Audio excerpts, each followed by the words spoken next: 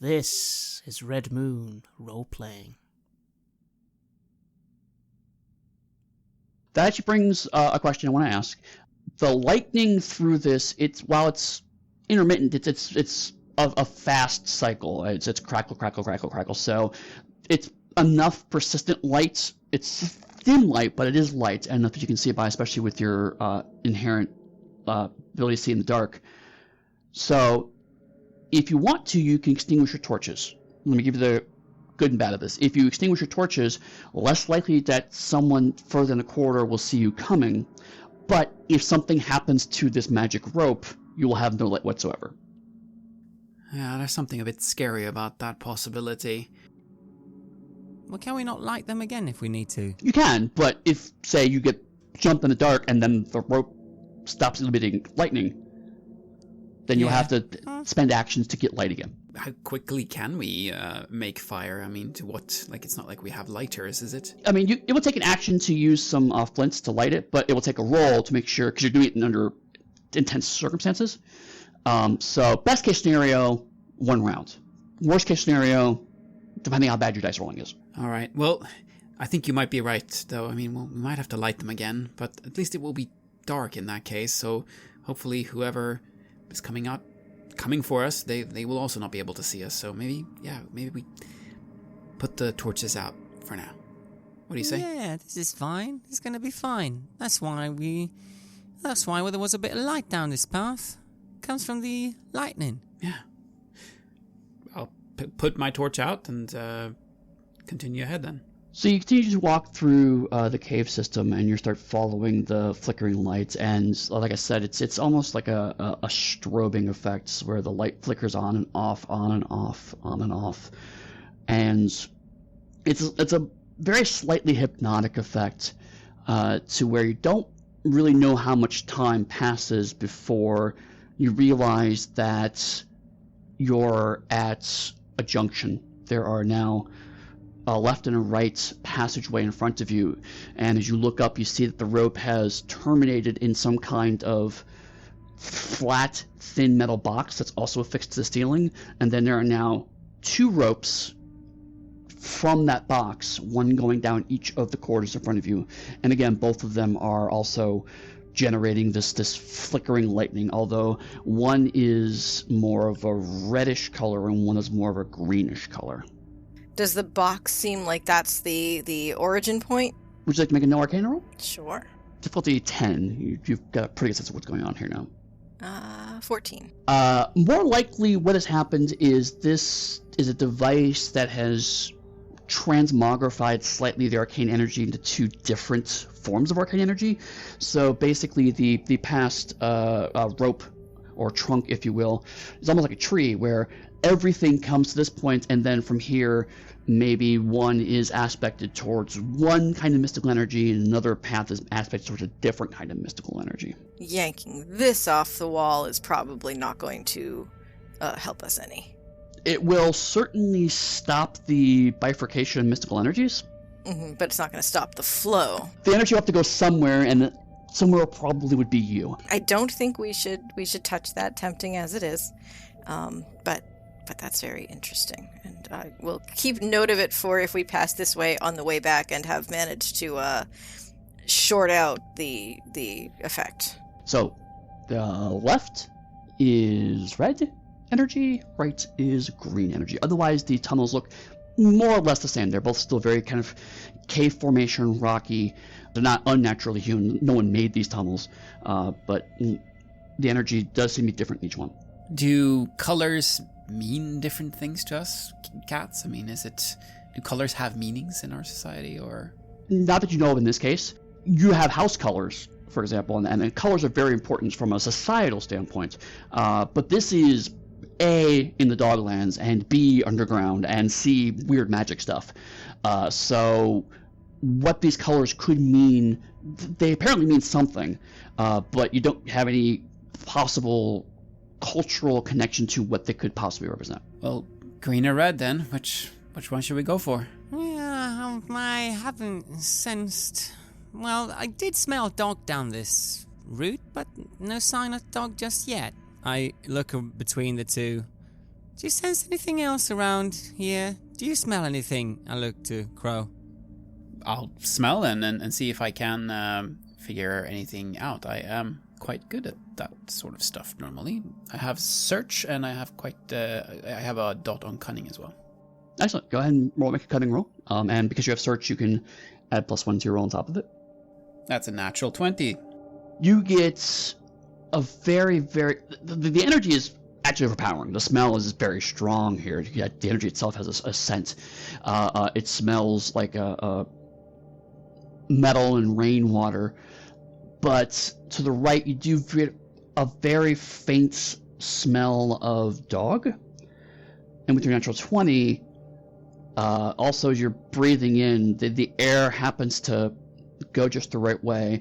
You also get steel and antiseptics. To the right. Steel, antiseptics, dog. That's where they went. Antiseptics? Someone wounded, maybe?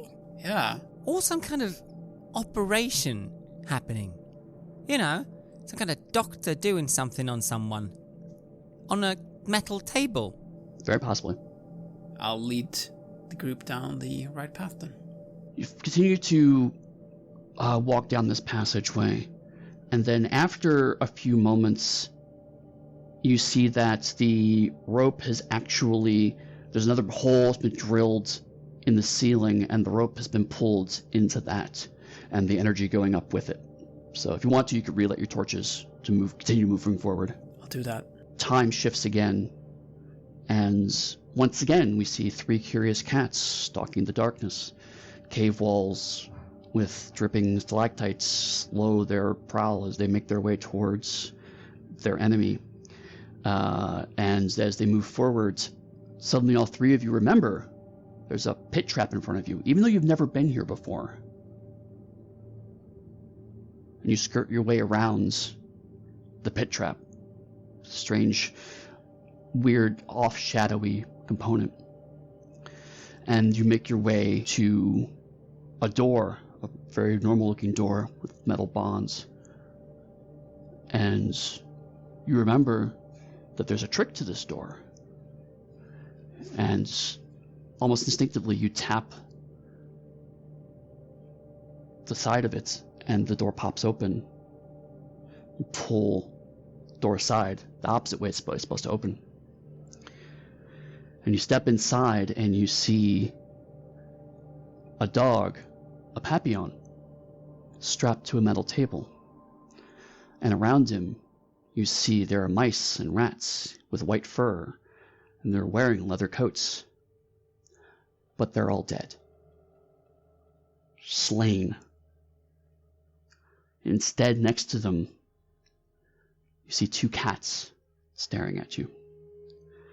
One wears black armor, covering them from head to foot, and you can see bits of white fur in the gaps.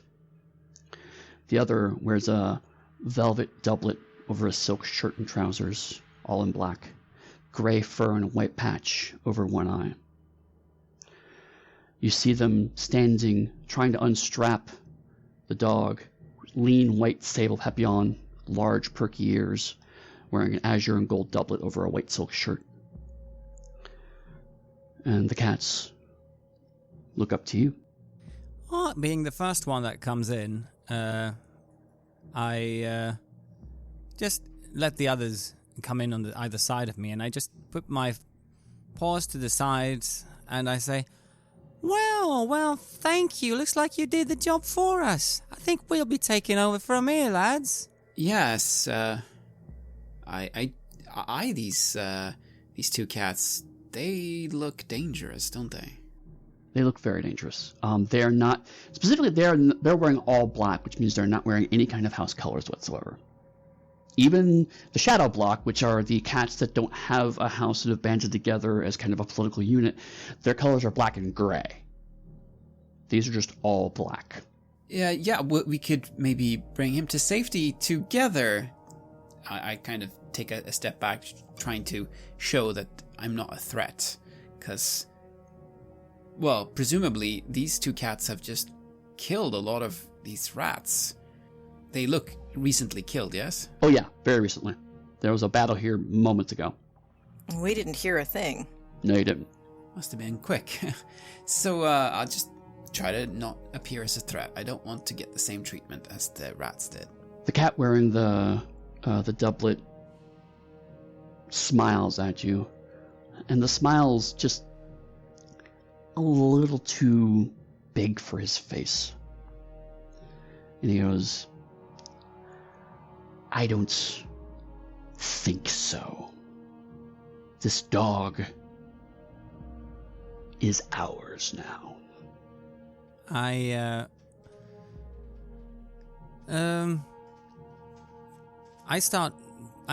pull out my my short sword and I spin it around a bit, and I say, "All right, I guess we're getting down to brass tacks then." And I give a little bit of a purr. As you do that, you see that the cat in the armor pulls out a huge two-handed axe. But the cat in the doublet says, it needs not come to violence. Simply let us take this creature from here, and no blood of yours need be shed. On whose behalf?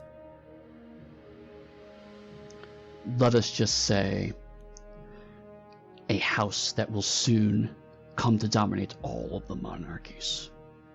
I look between my compatriots. I just side glances because I don't want to turn my head away from these possible opponents. And I say, come on, we can take these guys.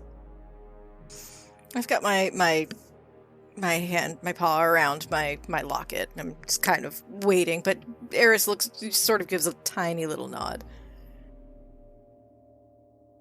Well, I suppose here we go. I'll pull my rapier then. Then the cat in the doublet says, so be it, and pulled his paw out in a strange twisted formation.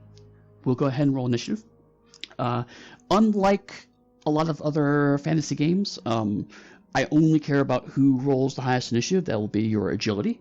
And whoever rolls the highest will go first. At that point in time, you choose who goes next in the order, including the non-player characters. At the end, once everyone has taken a turn, the last person decides who goes first the next round. They can choose themselves if they want to. So if you wait until the end for the NPCs to go, the NPCs can theoretically take their turn and then choose themselves to go first next turn if they wanted to. Roll 1d20 and add your agility modifier. 4. 15. 19. 19 beats my 18, so you get to go first. What it looks like, we got one big tough guy and one lithe, I don't know, taking a strange posture. I'm assuming some sort of finesse. Possibly, kind of fighter, yeah. Could be magic, could be martial arts. Unclear. All right. Well, I'll probably go for the obvious target first. I'm going to go for the big guy, and I'll just suddenly, from having spun around my short sword casually, I'll just take it with a very firm grip, and I'll just pounce away from the wall and launch towards him. Okay. On your sheet, you should have your roll already pre-calculated, so just find your weapon. There's a bonus there. Just roll the 20, add that. You'll have to equal or exceed their defense. I roll with the bonus a 7. Okay. You do have 3 fortune still in the pool? Yeah. Well, are we happy for me to use another fortune? I don't think we want these cats to be able to hit us, ideally. So, yeah, let's deal some damage. You were down to 2. Go ahead and roll again. That's 12. That is not quite enough. The armor the heavier cat is wearing is definitely pretty thick, and you're not able to pierce the armor. So So I glance against it and I fly past him, trying to restabilize myself on the other side. Who would you like to go next? I'm gonna send it to our lowest roller and send it to Ares. I am going to aim for the other cat and see if I can hit them with an Eldritch Blast. The one with the doublet? Yep. 11. That is not going to be enough to get through their armor. You realize as the Eldritch Blast splashes across them that they have some kind of mystical barrier protecting them. Again, you have 2 fortune to spend if you want to try to see if you can do better. What do you think? Should I retry? I'm happy for you to use it. Go for it. You're down to 1 fortune? 15. So time, you see the blast go off of the shield around him, and then time starts to rewind for a second, and it actually arcs again, but this time it barrels through the shield and into his chest. What kind of damage is it? Arcane damage. Okay. Go ahead and roll and tell me how much damage you get. Remember, you get to add your intellect and your proficiency bonus to damage. 14. Your arcane energy turns out that on top of the mystical shielding, he also had a chain shirt under his doublet, but the metal is working against him in this case, and so it heats up as you hit him with this arcane bolt full in the chest. You can smell singed fur as it starts to burn against his chest and actually starts to cut into his skin slightly. He's certainly still active, but he is in intense pain and very unhappy that this has happened. All right, I think over to Crow. Well, seeing as how one of them is already injured, that might be an opportunity for me. So I will move into do a thrusting motion with my rapier and try to attack them. Oh well, that's 9, so that's no good. You have 1 fortune left. Let's do it. What do you say, Lauren? Yep, absolutely. You're out of fortune. That is a 15, though. Again, you can almost see your paw start to bounce off of the chain, and then something twists you back just a half second, and you're able to pivot your paw into the hole opened by the original blast and sink into the meat of his chest. Go ahead and roll damage, and then tell me what kind of damage it is. It is stabbing damage, and that is 6. You can feel the blade sink into the flesh, and again, you hear kind of a hiss of pain. Now, this cat has been pretty significantly damaged, and you've not been a scream or a cry of pain, but they're clearly visibly hurt by all of this going on. But it is now their turn. The cat with the armor, seeing his colleague so devastatingly damaged, lunges forward with his axe to attack Crow as he tries to withdraw his blade from the flesh. Is your defense 22 or higher? It is 13. The blade manages to catch the edge of your arm as you pull it back, and it does 8 points of edge damage. Are you down to 0 stamina points? I am down to 3. Well, then he will let his colleague go, and the colleague, the cat with the doublet, just takes a step back away from the people assaulting him, and you just hear him say, "Strike again," and uses his commanding meow to cause the warrior to use his bonus action to attack you again. This time only with an 8. So I assume your defense is higher than 8. Yes, I have 13. So this time you're prepared. The meow prepares you for the attack, and you manage to step to the side as the axe just narrowly misses your arm again, as it's clear trying to attempt to cut off at the ends. And I begin backing away a little bit. I can't take a lot of this. I'm badly injured already, but I still hold out my rapier, waiting to go next. And we have to take this. We have to take them down quickly, otherwise we're not surviving this. The cat with the doublets chooses himself to go at the start of the round, and his strange, distorted hand motions twist again, and his paw is colored in a purple energy that shoots out towards Ares. Does a 20 hit your defense? 11. The energy envelops you, and you could feel it pulling you apart for 11 points of deathly damage. So you're down to 0? Yeah. The cat with the doublet is going to choose Ares to go next. you are now unconscious. You need to make a Constitution saving throw to see if you are continuing to die or if you manage to come out of it. Difficulty is 15. I got 13. Sort of laying on the ground, just like gasping and kind of trying to tear whatever it is away from me, if I can move at all. Yeah. Yeah. I mean, you're shivering, and I mean, you could still move, but certainly the energy feels like it's seeping into you and just almost rending you apart from the inside. That is all you can do, is try to recover from this. Who goes next? Darla? All right. As things erupt very quickly and blows are flung back and forth, I'm trying to once again stabilize myself here, seeing that they're both kind of turning their side to me as I was more or less ignored. Yeah, you were ignored through all of these attacks. Yeah. So I'm going to try and find a good spot to, well, attack this seeming magic user as well, if I can find an opening. Sure. If you want to pounce from behind, I'll give you an advantage to your attack roll, which means you can roll 2 twins to pick the better result. I would love to do that. My best result is a 19. That is enough to make your way through the strange distorting fields around the cats and find flesh with your attack. And with my short sword, I do 5 stabbing damage.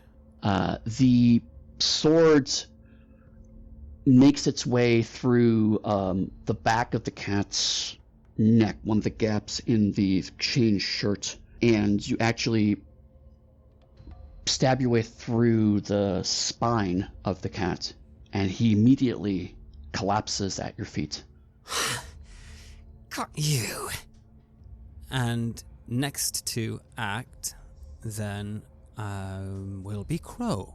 If I wanted to get Ares up, is that how it would work? I could revive her, so to speak, or? You go over and try to stabilize her. You would have to make a cunning roll. If you have the heal skill, that would add to that. And difficulty is 15 to get her to stop dying. I will rush off and do just that then. I need her. We need her alive.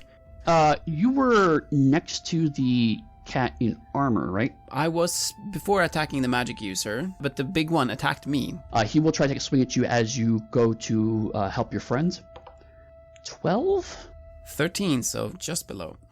You manage to just dodge out of the way as the axe crushes down behind you as you make your way over towards Ares. You put your paws on, try to stop the bleeding. Go ahead and make your cunning roll. That's a 17 and a 16, so 17. So Ares, you now have 1 stamina point. You're no longer dying. Sort of push myself up off the floor. Thank you. That does leave the warrior. One thing that Realms of Pugmire has as a new system this edition is morale. So since his leader has been cut down, we're going to roll to see if he decides he wants to continue this fight or not. He decides this fight is worth continuing to work on, though. But the warrior does swing his axe back down. He's going to try to hit Starla, who cut his leader down in cold blood. This poor sucker can't get a break with a 7. The axe crunches down next to your feet. He's clearly unbalanced and distraught by what's been going on. So all that's left to go is Papillon, who has woken and is now in this conflict. You're all distracted, but you do see movements coming from the table, and Citrini is going to take their action to untie themselves. It is the top of the round, and Citrini is going to choose Ares to go. Yeah, I'm gonna hit him with a chill touch. 18. That is enough. I mean, all I have to just put your paw on him. That's easily done. Go ahead and roll your damage. 10. The armor, it's not metallic. It's kind of a lamellar armor, but it does start to the frozen energy crawls both up and down the armor, and you hear it cracking and popping, and some of the cracking and popping sounds like it's probably bone as well as armor. as the cat gives a kind of a strong hiss in pain. But you started the round, so you can choose Starla, Crow, Citrini, or this warrior. Starla's right there, so let's go to Starla. I try to take this opening of this quite hulking bit of a cat, as he's now being distracted by that attack, to get in there. And I'll say, as I do so, Citrini, we're here to rescue you! And then jam my blade in, trying to find a hole in his armor. 15. That is exactly what you need. Go ahead and roll your damage. Alright, the damage is 8. Stabbing. You get your sword in through one of the gaps in the armor where you can see a little bit of the white fur sticking out, and you can feel the blade slide home. And you pull back out, and you notice that in the flickering lights of this area, because your torches are dropped on the ground when you went to start fighting, but the blood on your blade is a little darker than you would expect it to be.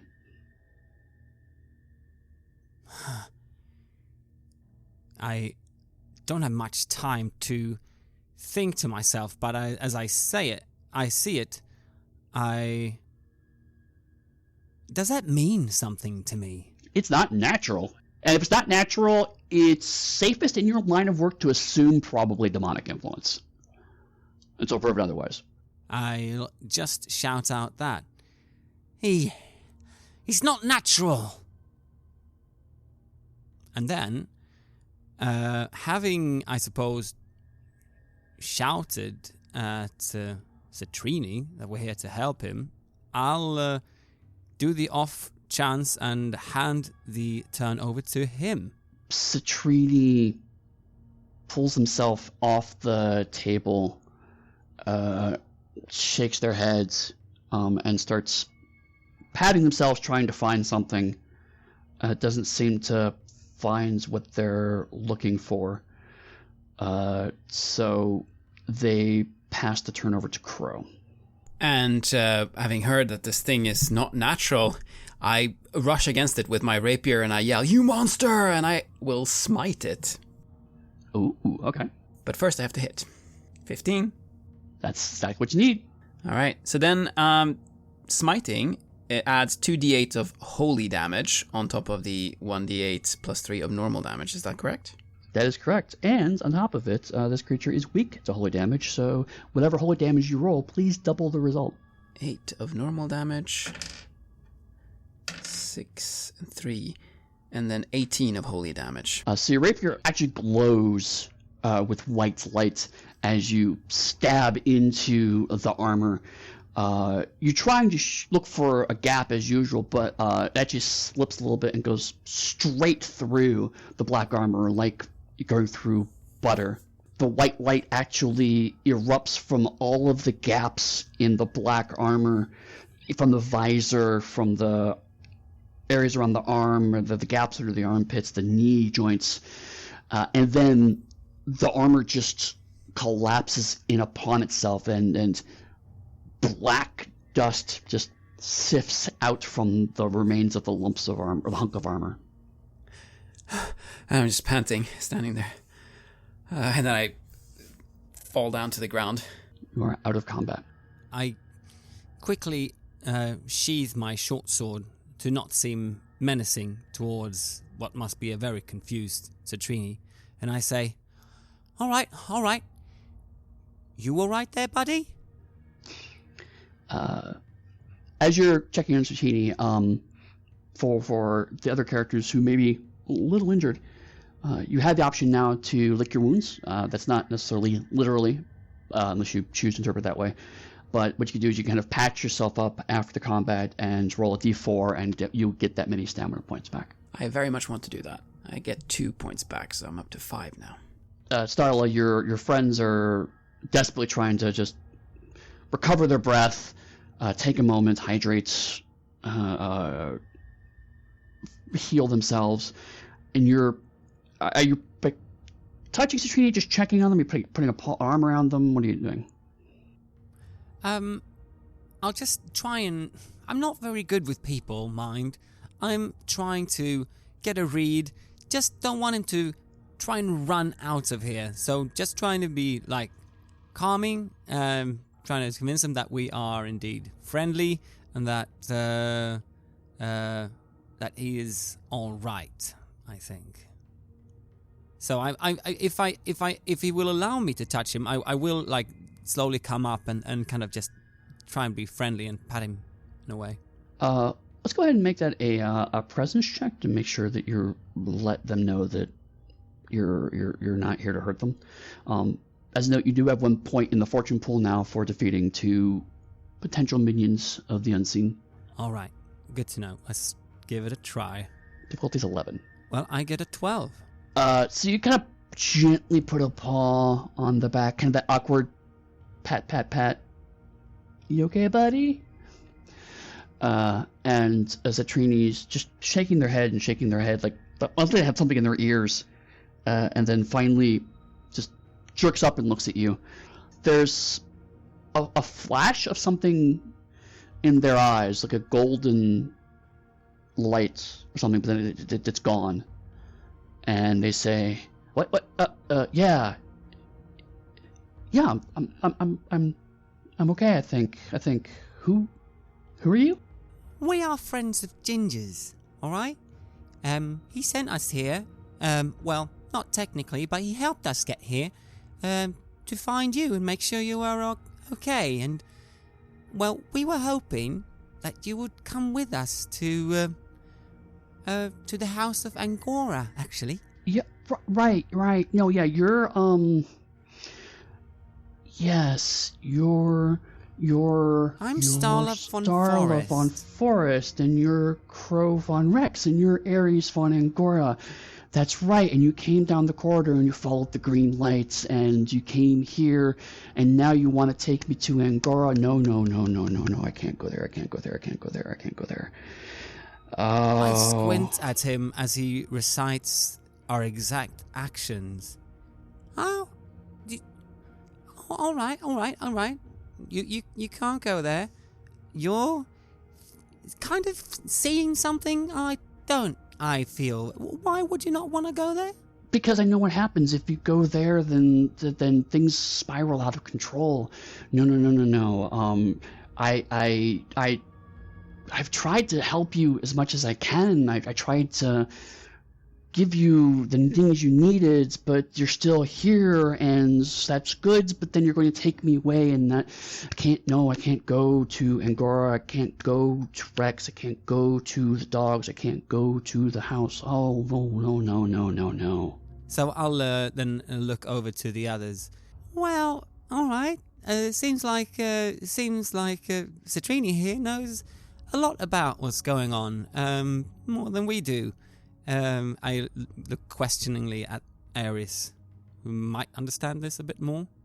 Do we remember that first moment where Crow and I were holding out our crowbars to get through the door, but then this last time when we came through we didn't have them out? Is that there in my mind? Now that you're having a moment to sit and recollect your thoughts, yes, you remember both trying to open a door with your crowbars and also knowing how to open a door. Citrini, how many times have we met? We've only met... Well, you've met me the once. I have met you several times. It's the story, you see. The story is in my mind. I can feel it in my mind, and sometimes I have to try to rewrite it, but I can only do so much. You're rewriting our story? Oh, no. I'm writing all of it. You don't understand. When I met the Oliphant, I know everything. I remember everything. I remember all of it. All of it. And I know where it goes. I know what happens. I know all the multitudinal things that could happen and will happen and might happen and did happen. I look over at Crow and I kind of say, as an aside, well, I could see why someone would want to lay their paws on such a power. Yes, and that sounds like an awful burden to carry, knowing all those things. All right, but if we've tried so many things, what can we do then? We want to help you, but we also don't want to repeat a mistake. Cetrini grabs you by your lapels and is like, do you want to help me? Are you sure? Of course. Do you trust me? Yes. Do you actually trust him? Well, he is a dog. It's true. I'm not going to say no to a dog. I trust you. He turns to Ares and he puts his paw on your shoulder. And you? Do you trust me? I trust that you've seen things that we don't know, so I trust in your experience. And he turns to Starla. And you? Well, to be honest, I am in it for the plastic. Just wanted to get this job done.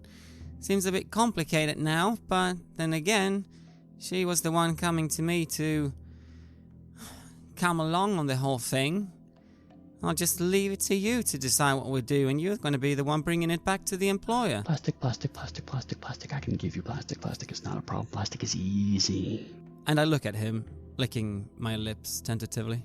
But do you trust me? I don't particularly trust anyone. I trust very few in the world that I trust, all right? I maybe only trust one person in the entire world. So you, being someone that I just barely met, even though you seem to know a lot about what we've been doing very recently, and I believe in that what you're saying is true. Yeah, is that enough? Yes. And Cetrini claps his paws together and goes, very well. This is what we'll do. Our story moves to Eris von Angora, sitting in the library in the woods in Thomson, the capital city of the monarchy of Angora. The tree is carved with floor-to-ceiling bookshelves, and by the windows are sinuous, smooth wooden lounging places where any cat can recline the book of their choice. There's a grand oil lamp at the center of the tree. Ares sits there, curled up with her book within a book, and is approached by Cyrano von Angora, steward of the Library of the Trees and cousin of Dynast Priscilla von Angora. What does Ares do? Do I recall what just happened? It is fading, but you do still currently remember. I'm going to as quickly as I can write it down. Some sort of note to myself that's as much detail as I can pack in there. Definitely writing down like Crow and Starla's names and Cetrini and retelling the story. So you start writing it down, and Cyrano goes, "Oh, I'm sorry. It looks like you're busy. I'll leave you be. I just wanted to make sure that you were having a good time." Thanks. And he walks away, and you shove the notes into your pocket. We move our tale to a pub in Angora known as the Cat's Meow. Angora is more known for cafes and reading nooks instead of rough-and-tumble bars, but as travelers come in from across the desert, business finds a way to serve them. And here we find Starla von Forest and her friend Crow von Rex drinking catnip tea while two cats dressed as pirates walk up to the table. What do you do? Listen, I was just about to finish a story. What do the two of you want? Oh, we were just wondering if you wanted a drink. Yeah, that'd be great. Yeah. Okay, bring 2 drinks for my friends here. Right. So, as I was saying, I told him... The story fades off as, meanwhile, in the desert outside Angora, a single dog stands, shivering. There, Cetrini Papillon. And they have just realized that they have the power of a god. And that is the end of our story.